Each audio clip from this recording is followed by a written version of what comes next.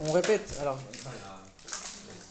comme, comme j'aime bien faire cette blague à chaque fois, à chaque fois qu'on commence un discours, si on a envie de perdre la moitié des gens qui écoutent, le meilleur moyen c'est de commencer en disant dans la paracha de la semaine. Là on sait qu'il n'y a plus personne qui va écouter. Alors on va pas commencer par ça. On sait que la Torah elle est éternelle et la Torah elle s'applique, elle est vraie et elle s'applique à chaque juif en toute époque et en tout lieu. Alors il y a plein de passages de la Torah. C'est vrai qu'on peut apprendre plein d'enseignements, ils sont très parlants. Mais quand on regarde la paracha de la semaine, alors je sais pas si... t'as vu, c'est bien tourné. Hein. Ouais. Quand on regarde la paracha de la semaine, je sais pas si vous avez ouvert un petit peu. C'est assez difficile de trouver quelque chose qui peut nous parler à nous au quotidien. C'est quoi la paracha de la semaine? La paracha de la semaine, elle décrit les vêtements du Kohen Gadol. Les vêtements du grand prêtre dans le temple. On nous dit tous les détails des vêtements, on rentre vraiment dans chaque détail. Alors, a priori, quand on regarde ça, on se dit, ok, c'est sympa, mais qu'est-ce que moi je vais apprendre de ça? Qu'est-ce que ça va m'apporter dans ma vie?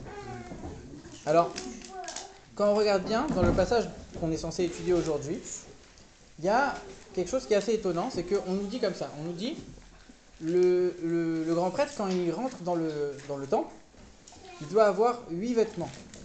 Il y a 8 vêtements particuliers. Si il lui manque un vêtement, alors il a fait une faute. Il a fait une faute et il doit être puni pour cette faute. Et donc ce verset, on nous le dit. Rashi vient, il nous dit que voilà, il doit être puni, etc. Et juste quelques versets après, on nous répète la même chose. On nous redit encore une fois. Et s'il a manqué un vêtement, alors il doit être puni. Alors on va dire, mais ok, pourquoi tu me répètes 2 fois la même chose et qu'est-ce que tu viens m'apporter tellement? Alors le raisonnement que le rabbi il fait, il est assez long, il est assez complexe. On ne va pas forcément rentrer dedans, mais on va essayer de rentrer un peu dans la réponse. En vérité, ici, dans ces 2 passages, on parle de 2 choses différentes. Dans le premier passage, on parle uniquement de 3 vêtements particuliers. Dans le deuxième passage, on parle des 8. C'est quoi les 3 vêtements particuliers? Il y a le éphod. Le éphod, c'est une espèce de tablier que le grand prêtre il mettait, que le Kohen Gadol il mettait, avec des espèces de bretelles, avec des pierres précieuses. On a le choshen. Le choshen, c'est le pectoral, qui était une espèce de plaque en métal avec plein de pierres précieuses. Et on avait le meïl. Le meïl, c'est une espèce de robe, une espèce de manteau qui mettait en dessous, avec des clochettes et avec des grenades qui étaient collées au manteau tout en bas. Et sur ces 3 habits-là, pourquoi on les isole? Pourquoi on montre qu'ils ont une particularité? Ces 3 habits pour lesquels on dit que quand le Kohen Gadol y rentrait avec dans le temple, ça c'était pour représenter le peuple juif, pour amener un souvenir du peuple juif devant Dieu. Les autres habits, on ne dit pas ça. Les autres habits, on vient, on te les décrit, on te dit comment ils sont, et après on te dit, si jamais il les a pas mis, voilà, c'est important, il faut qu'il les mette pour servir, pour faire toutes les actions qu'il doit faire dans le temple, il doit avoir ces habits-là. On ne vient pas te donner tellement leur signification, leur importance. Alors que les 3 premiers, on te dit, ça vraiment, ça représente le souvenir du peuple juif devant Dieu. Alors, il y a quelque chose de plus profond. Quand on regarde un petit peu la manière avec laquelle ils étaient confectionnés, ces 3 habits-là, on voit plusieurs choses. On voit que le pectoral, il y avait des pierres précieuses, le pectoral, on le mettait sur le cœur. Ça représente quoi, spirituellement? Ça représente le juif qui s'est travaillé, qui a essayé de raffiner son cœur. Ça veut dire qu'il essaye de raffiner en lui toutes les mauvaises attirances qu'on peut avoir, tous les mauvais sentiments envers quelqu'un, les mauvais sentiments, les mauvaises envers quelque chose. Toutes les choses négatives, toutes les pensées négatives, il les a complètement raffinées. Il a transformé le mal qu'il y avait à l'intérieur de lui. Son cœur il est entièrement pur. Ça, c'est le juif top du top. Ça, c'est représenté par le choshen, le pectoral. Ensuite, on a le éphod. On a dit le tablier, il y avait des bretelles avec des pierres précieuses, mais les pierres précieuses, elles étaient sur les épaules. Ça veut dire que c'est aussi une pierre précieuse. Il y a aussi gravé quelque chose, comme il y avait gravé les noms des tribus sur le pectoral. Mais c'est sur les épaules, c'est comme un peu en arrière. Pourquoi? Ça représente le juif qui se bagarre. Il n'est pas encore arrivé à un niveau où il est parfait. Mais il se donne à fond et il essaye et il travaille. Et encore, et il tombe, et il se relève, et il essaye, il fait des efforts. Il n'arrive pas forcément, il n'est pas parfait. Mais il se tue et il essaye de faire en sorte de servir Dieu comme il peut et de progresser dans la Torah et les mitzvot. Et ensuite, on a le manteau. On a dit le manteau, ou la robe, peu importe. C'était celle avec les petites clochettes et avec les petites grenades. Et on nous dit que, alors c'est un passage connu dans la Gemara, que les grenades, ça peut représenter les gens qui font des fautes. Et les gens qui font des fautes, on nous dit quoi là-bas dans la Gemara? On nous dit, les pécheurs du peuple juif, ils sont remplis de bonnes actions, comme la grenade, elle est remplie de grains. C'est-à-dire que même les fauteurs du peuple juif, ils sont remplis de bonnes actions, ils sont remplis de mitzvot.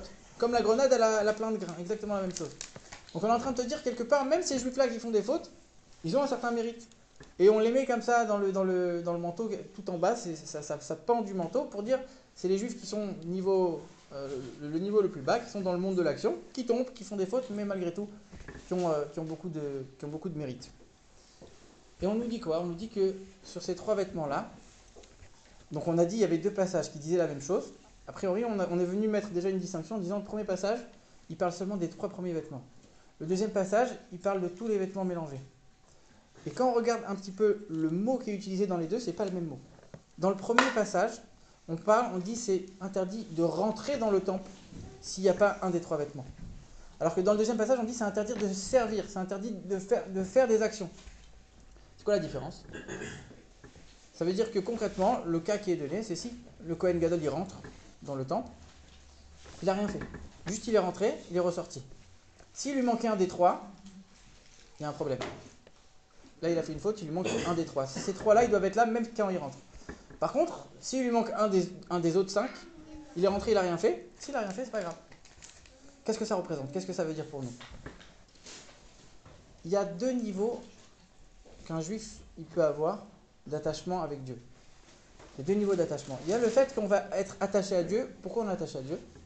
On est attaché à Dieu parce qu'on va faire la Torah, on va faire les mitzvot, on fait des bonnes actions. En faisant ces bonnes actions, on s'attache à Dieu. Il y a un deuxième niveau plus profond où le juif il est attaché à Dieu qu'il fasse ou qu'il ne fasse pas. Le juif il est attaché à Dieu quoi qu'il arrive.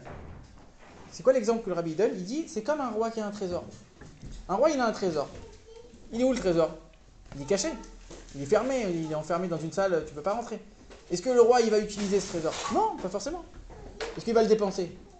Pas forcément non plus. De temps en temps il va aller le voir, il va aller kiffer un peu. C'est tout. Il va rien faire avec. Ça veut dire que là, dans cette parabole que le rabbi nous donne, on est en train de dire que chaque juif, c'est le trésor de Dieu. C'est comme un père avec ses enfants.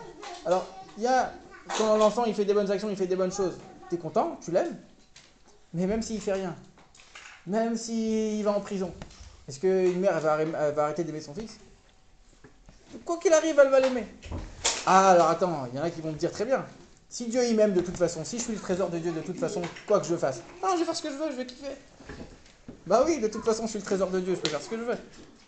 On dit non, même dans cet exemple, quand tu sais que ta mère elle t'aime plus que tout, ok, est-ce que pour autant tu dis maintenant je vais faire ce que je veux? Bah non. Ok, elle m'aimera quoi que je fasse. Est-ce que pour autant ça te donne le droit de faire n'importe quoi? Bien sûr que non.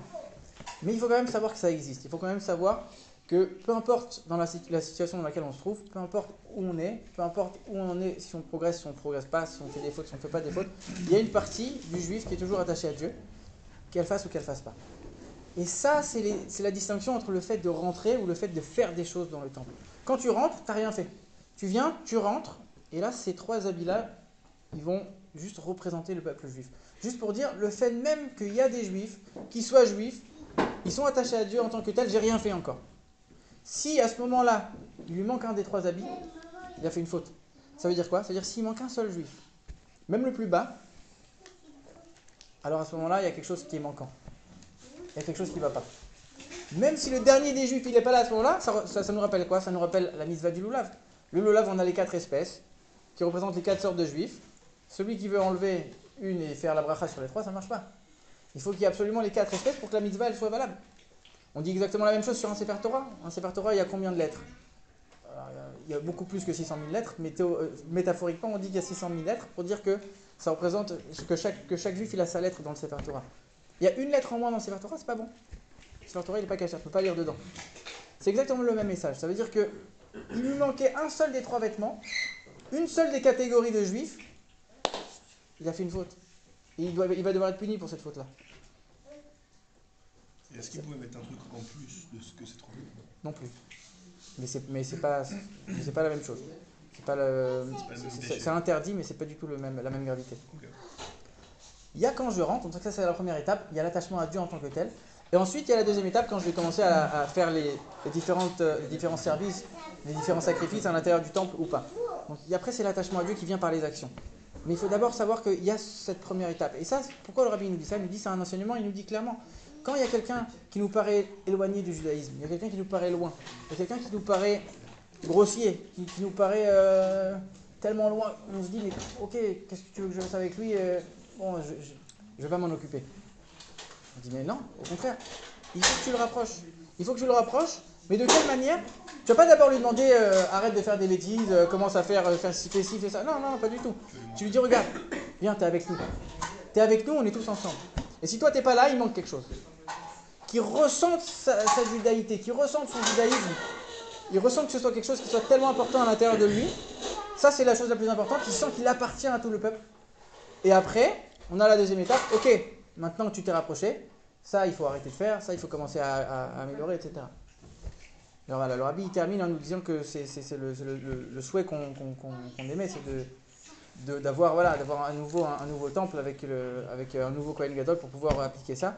Et si on parle du Kohen Gadol en tant que tel et pas quelqu'un d'autre, pour nous dire ce rapprochement il doit se faire à travers les tzadikim de la génération, à travers le chef du peuple juif, pour nous attacher vraiment comme il faut et rapprocher également les gens comme il faut.